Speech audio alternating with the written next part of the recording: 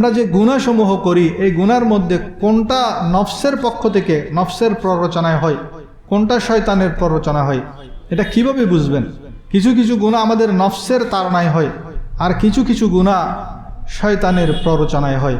সেটা বোঝার উপায় হলো, উলামায়ে কেরাম বলেন, নফস সে আপনাকে একটা গুনাহ করার জন্য বারবার প্ররোচিত করবে, বারবার তাগাদা দিবে একটা গুনার জন্য।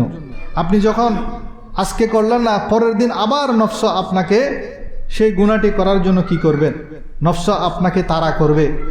আগামীকাল করলেন না, পরশুদিন আবার তাড়া করবে একই গুনাহ করার জন্য। আর শয়তান কি করে?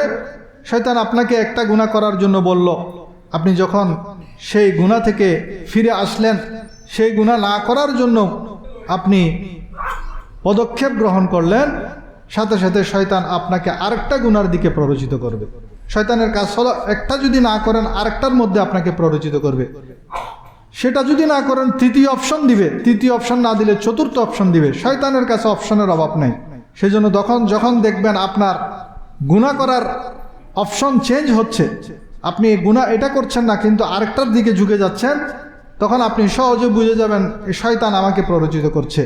আর যখন দেখবেন একটা গুনাহ করার জন্য আপনাকে বারবার তাগাদা দেওয়া হচ্ছে, আপনার মন থেকে বারবার আকাঙ্ক্ষা হচ্ছে এই গুনাহটি করার জন্য, তখন বুঝতে পারবেন সেটা আপনার নফসের খাহেসাত, নফস আপনাকে প্ররোচিত করছে।